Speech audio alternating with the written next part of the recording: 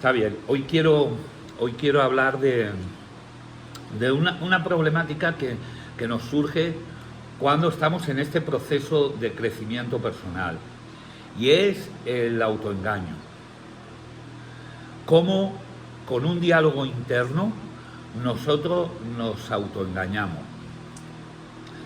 El engaño es una manipulación que puede llegar a ser muy sutil, que puede llegar a ser, los mejores engaños contienen un poco de verdad. Y entonces, en base a un poco de verdad, yo la manipulo y te engaño. Y yo, desde fuera, te puedo engañar a ti, bueno, pues por diferentes motivos y en diferentes cosas. Te puedo engañar por interés propio, generalmente es por un interés propio, o te puedo engañar por interés de alguien al que yo quiero, o te puedo engañar económicamente, o te puedo engañar con la imagen, o te puedo engañar con aparentando, de mil maneras, ¿no? Pero al final habéis escuchado este dicho, ¿no? Que la mentira tiene las patas muy cortas. Hay que ser muy inteligente para ser un mentiroso. En otra ocasión hablaremos de la mentira y de por qué se miente y tipos de mentiras que hay. Pero hoy vamos a hablar del autoengaño. Entonces, en este caso, contemplando un poquito la mentira, para ser mentiroso hay que ser muy inteligente. ¿Por qué? Porque una sola mentira va a generar una cadena de mentiras. Porque al crear tú esa primera mentira, esa trae otra, y esa otra trae otra más, y esa otra trae otra más. Y tú continúas, te vuelves un mentiroso, y entonces continúas con la mentira. Eso va a crear alrededor tuyo una imagen falsa de quien realmente eres. Y es dificilísimo, hay que ser muy inteligente para mantener esa imagen falsa alrededor de ti hacia los demás, porque en cualquier momento vas a cometer una incoherencia, en cualquier momento vas a cometer un error, porque habría que tener mucha memoria, habría que tener mucho hilo conductor de toda esa mentira. Y como tú generalmente llega un momento que vas a ir improvisando la mentira, y en base a lo último que te acuerdas, vas a lanzar la siguiente mentira. Pero la persona que te lleva desde el principio conociendo, él en principio lo has engañado, y entonces él cree que tú eres así. Y entonces, como cree que eres así, él sí lleva todo lo que le dijiste desde el principio. Tú no. Entonces, en cuanto cometas una incoherencia, en cuanto cometas una contradicción, él te va a decir, bueno, pero ¿no me dijiste que no estabas casado? Ahí te ha pillado. No, resulta que lo que no te dije es que realmente estabas separado. Y vuelves a echar otra mentira. Entonces, al final, la mentira, como dice el dicho, tiene las patas muy cortas. Porque hay que ser, decimos, muy inteligente para mantener todo ese hilo conductor, toda esa imagen falsa tuya alrededor de ti, y mantenerla coherentemente y sin que se te pille una contradicción. Vale. Entonces, al final te das cuenta de que la otra persona pues te quiere engañar, y te das cuenta porque lo pillas en una incoherencia, en una contradicción. Ahora bien, ese no es el punto de reflexión. El punto de reflexión es, ¿y cuándo soy yo el que me engaño? Ya no es otro, ya soy yo el que me engaño a mí mismo. ¿Qué pasa? Que es como si tuviéramos dos personas dentro de nosotros. Una persona que es honesta, que es íntegra, que reconoce el valor de la verdad, que sabe cómo es él, que sabe sus debilidades, que sabe sus miedos, que sabe sus temores, que sabe en definitiva cómo es. Y luego hay otra persona, otro yo, que es creado por las influencias, por los complejos, por las heridas, por los daños, etcétera. Y entonces ese otro yo que pudiéramos decir negativo es el que para su conveniencia te autoengaña. Pero ¿qué pasa? Que ese yo negativo te conoce perfectamente, porque vive contigo desde que naciste. Y te conoce perfectamente. Y cuando quiere conseguir algo de ti, vamos a poner y vamos a hablar en este caso de las adicciones, va a querer consumir. Y entonces te conoce y analiza y dice, ¿por dónde puedo entrarle yo a mi otro yo para que al final nos vayamos los dos a consumir? Si voy directamente y le digo, tengo ganas de consumir, yo sé que me va a decir que no. Si aprovecho una discusión con su mujer, con su marido, con su familia, él ya ha recaído varias veces en eso, ha aprendido del error y esta vez no va a caer. Entonces, por ahí tampoco. ¿Cómo puedo hacerlo? Mira, yo sé que este hombre tiene unas creencias erróneas, lo que hablábamos el otro día de creencias erróneas, de que la cerveza por una vez no pasa nada. Entonces voy a esperar, dice el yo negativo, voy a esperar a que haya un acontecimiento social en la familia. La boda de mi prima está muy cerca, el bautizo de mi sobrino le falta poco, y el amigo de la familia que también se va a graduar va a ser dentro de nada. Voy a aprovechar ese evento familiar para entrarle al otro yo y decirle que se tome una cerveza sin alcohol. Porque como le digas con alcohol va a decir que no. Estoy poniendo un ejemplo de lo sutil que puede ser tu yo negativo para vencerte, para autoengañarte. Y a cada uno le cogerá por la debilidad que él sabe que tienes. Y no irá de frente tampoco en esa debilidad, sino que la va a revestir de muy buenas intenciones. Y eso es lo que denominamos nosotros insidia. ¿Qué es la insidia? La insidia es un deseo, en nuestro caso, un deseo de consumo revestido de muy buenas intenciones, porque proviene de tu otro yo adicto y que formula un autoengaño. ¿Se entiende esto? Esa es la insidia. Y la insidia en cada uno ataca por diferentes frentes, porque cada uno tiene una personalidad diferente, unas circunstancias diferentes, un pasado diferente, unas heridas diferentes, unos complejos diferentes, unas inseguridades, unos miedos, unos deseos de escape, unos deseos de aparentar, unos deseos de ser amado, unos deseos de ser incluido en el grupo, multitud de factores que los terapeutas entonces analizamos individualmente a cada uno. Pero en líneas generales se podría decir que tu otro yo, tu adicción, tu yo adicto, va a buscar las estrategias perfectas porque te conoce. Yo a lo mejor no podría engañarte. Tú te cruzas con un antiguo consumidor contigo, un amigo tuyo, un colega tuyo, antiguo consumidor, y a lo mejor no va a ser capaz de convencerte que te vayas con él a consumir, porque tienes herramientas suficientes como para evitar esa tentación tan directa, y de una persona que aunque ha sido tu amigo no te conoce profundamente, pero tu otro yo sí, y tu insidia sí, y sabe cómo entrarte en la medida y con la fuerza con la que te puede entrar. Y en el caso de la adicción no tiene prisa,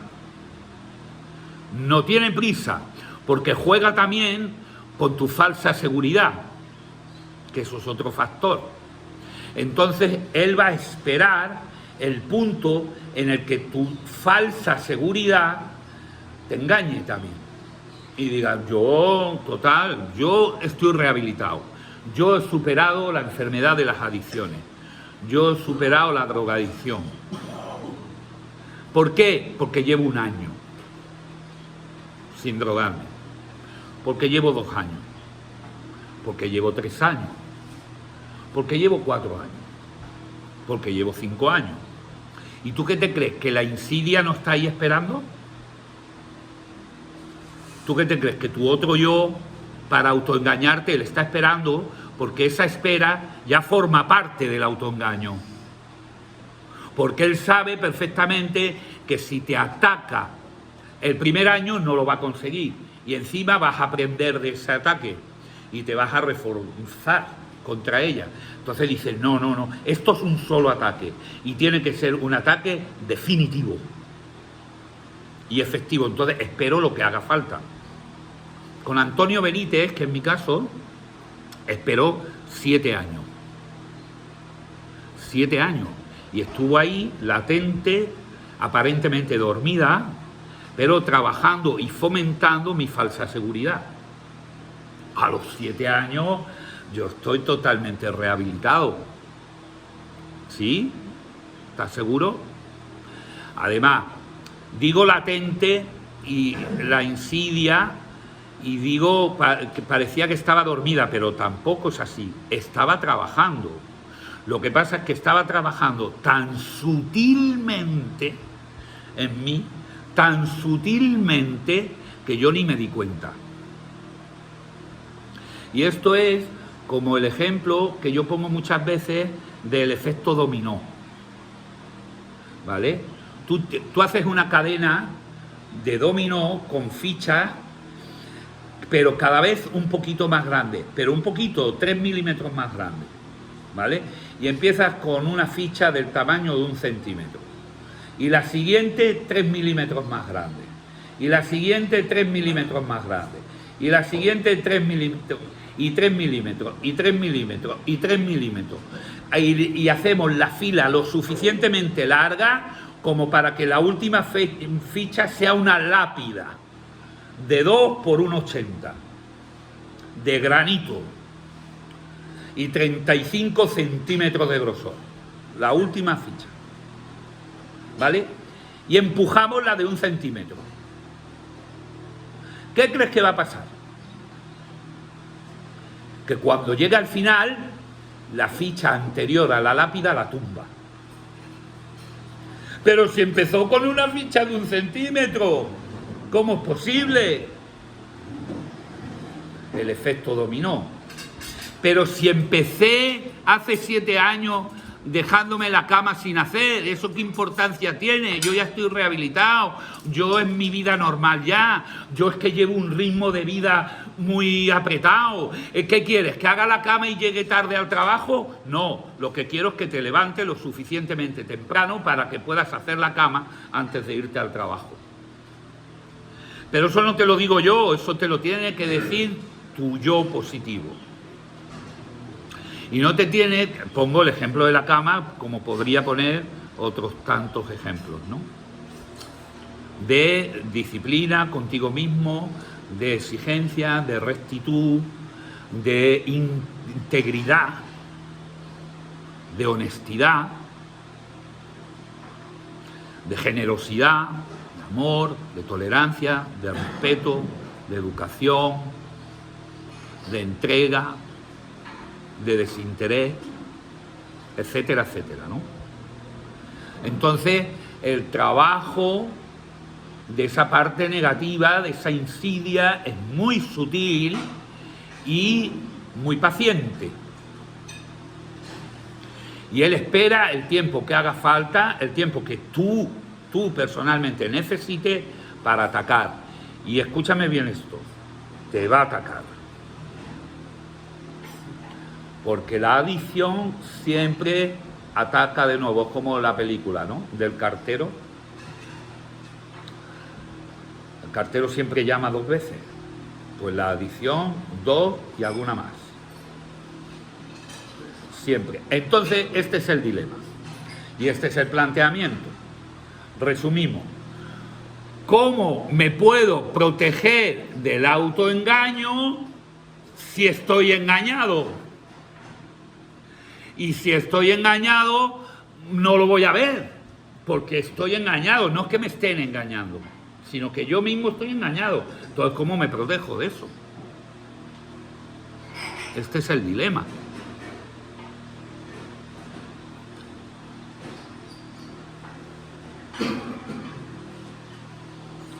Bueno, os voy a dar alguna herramienta para esto. Se llama interiorizar desde aquí, desde este proceso de crecimiento personal, desde aliento de vida. Os voy a dar una herramienta. Desde aquí hay que interiorizar el valor de la obediencia y concretamente de la obediencia en tus limitaciones. Se te han marcado limitaciones. No puedes saludar a personas negativas. No puedes frecuentar lugares negativos que estén relacionados con tu adicción. No puedes dejar discusiones y problemas sin resolver. Tienes que pedir perdón en cuanto haya un mal gesto, una mala actitud tuya.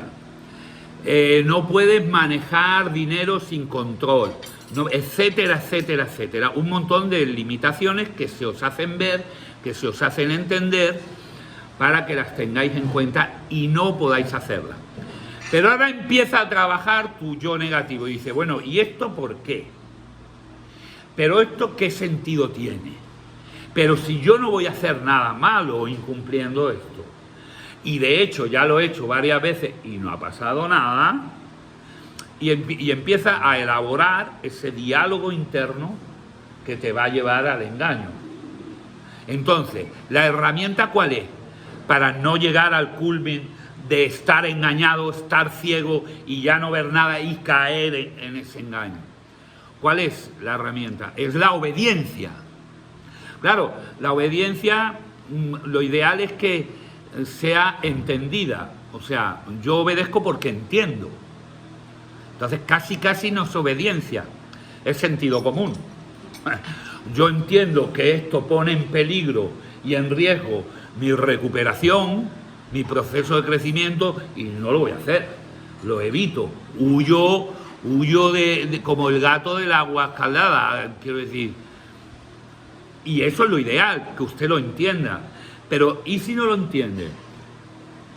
¿Y si ya su autoengaño ha empezado a funcionar y te empieza a poner justificaciones muy lógicas, muy argumentadas, para que tú eso no lo hagas? Porque no tiene sentido, porque no te va a influir, porque tú eso nunca te ha hecho caer, eso nunca te ha servido para mal. Yo, ¿por qué voy a dejar de beber de Pascua a Ramos una cerveza si yo es que no bebo? Y mi adicción no ha venido por el alcohol. Entonces yo, porque una vez con la familia me tome una cerveza, ¿por qué voy a tener esa limitación del alcohol si mi problema no es con el alcohol? ¿Por qué voy a tener la limitación de juntarme con un cocainómano si yo nunca me he metido cocaína? ¿Por qué? Ahí empieza a trabajar el diálogo interno y el autoengaño. Vale, lo ideal es que entiendas esas limitaciones, pero si no las entiendes, entonces ahí empieza a funcionar la obediencia. La obediencia es sin entender. Se pone en marcha cuando precisamente tú no entiendes las cosas. No las entiendes, no te viene bien, no tienes ganas, no habías contado con ello. Ahora no es el momento.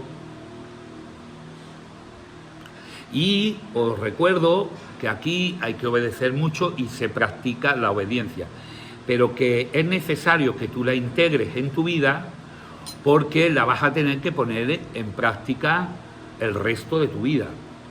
Porque yo, concretamente, los porcentajes pueden variar, pero yo, de 100 cosas que hago al día, por ejemplo, de 100, 85 no las quiero hacer, no me apetecen, no me gustan, no me vienen bien en ese momento, pero las hago. 85, sería un 85%. De ese 15 restante, 10 ni me gustan ni me disgustan. Las hago porque tengo que hacerlas y no me lo planteo. No es que me vengan mal, no es que me disgusten, no es que esté en contra de ellas, pero tampoco me entusiasman. Y esas son las 10. Solo un 5% de todas las cosas que hago en el día, aunque hay días que ni siquiera el 5%, solo ese 5% coinciden con mi ánimo, con mis gustos, con mis apetencias. ¿Qué quiere decir esto? Que usted en la vida normal va a tener que hacer entre un 85 o un 90% de las cosas que haga bajo la autoobediencia, autodisciplina. Va a tener que hacerlo por sí mismo. No porque quiera hacerlo, sino porque debe hacerlo. No va a hacer lo que le gusta o lo que le apetece, va a hacer lo que debe hacer, lo correcto. Ahora, eso es muy doloroso porque es una renuncia y una renuncia y una renuncia, y renunciar a lo que me gusta y renunciar a lo que me apetece y renunciar a lo que me da comodidad y renunciar a lo que me da descanso y renunciar al dolor, al sufrimiento, a la angustia, a la preocupación, a la ansiedad, a la tristeza, a esto, al otro, a una multitud de cosas que creemos necesitar. Y entonces en esa renuncia hay un dolor, hay un sufrimiento, hay un trabajo, pero es lo que le espera. Entonces, ¿cómo podemos evitar ese dolor y cómo podemos llegar a ese punto para primero convivir con la vida, convivir, o sea, vivir conjuntamente con la propia vida? Y evitar el autoengaño que me va a llevar a comportamientos relacionados con la adicción. ¿Cómo? Integrando la obediencia a mi propio estilo de vida. Que no sea una imposición, que no sea algo impuesto, que no llegue a ser una carga, porque entonces tiene tiempo contado. ¿Cuánto tiempo va a poder usted andar con un saco de 110 kilos a la espalda? Que se llama obediencia. ¿Cuánto? ¿Una semana? ¿Un mes? ¿Un año? ¿7 años? ¿Cuánto tiempo va a estar cargando? Imaginemos que el saco, que pesa 110 kilos, es un saco de azúcar, por ejemplo. Imaginemos eso. ¿No será mejor que usted, a partir de entonces, saque del saco toda el azúcar que necesite? Voy a tomar un café, y el azúcar la saca del saco y se bebe el café. Voy a tomar un postre, el azúcar la saca del saco y la echa en el postre y se lo come. Voy a beber un batido, saca el azúcar, lo echa en el batido y se lo bebe. ¿Qué quiero decir con esto? Que esa carga la esté usted integrando en su propia vida. La carga de la obediencia en las limitaciones que usted tiene en su nueva vida, ha de integrarlas en ella. ¿Se entiende? Usted tiene que integrar lo que en principio es una limitación y produce dolor porque es una renuncia a lo que me apetece. Usted tiene que integrarlo en su vida porque una vez integrado, una vez hecho suyo, una vez hecho el estilo de vida, ya no pesa. Ya incluso deja de ser obediencia. Es mi estilo de vida, mi forma de vivir. Soy yo. Yo, después de 18 años rehabilitado, yo puedo ir a la boda de mi sobrina, claro, perfectamente. Y me puedo quedar hasta a la barra libre. ¿Por qué? Porque yo no bebo alcohol. No que no pueda. Hay una gran diferencia entre no poder beber alcohol, o sea, vivir con esa limitación, vivir en abstinencia, a no beber. La persona que no bebe, no sufre abstinencia, no tiene que hacer esfuerzo, no tiene una prohibición, no tiene una limitación, simplemente no bebe.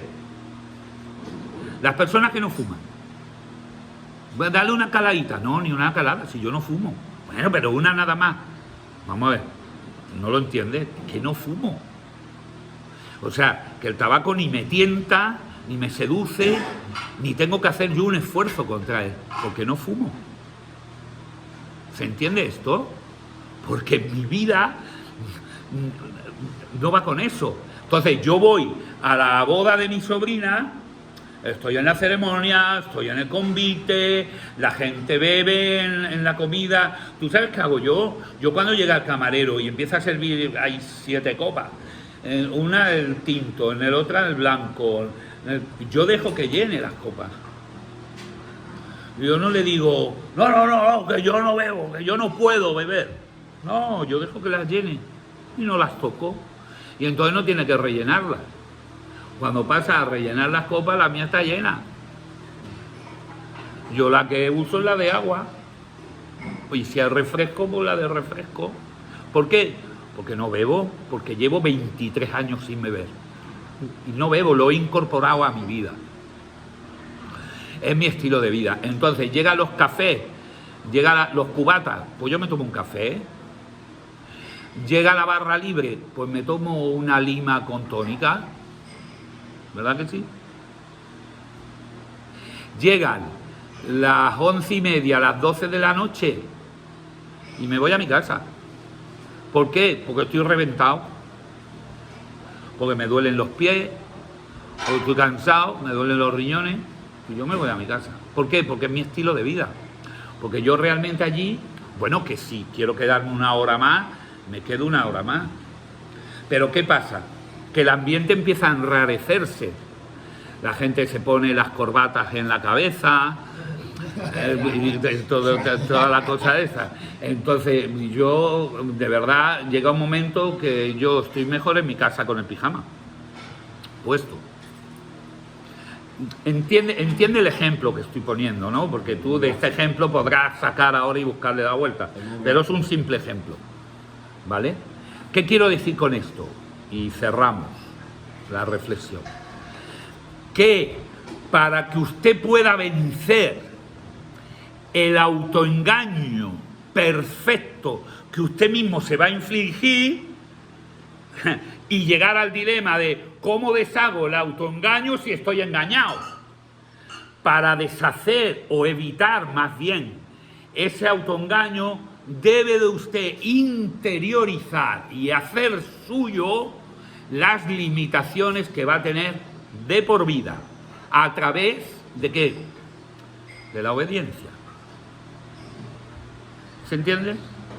Muy bien, pues hasta aquí.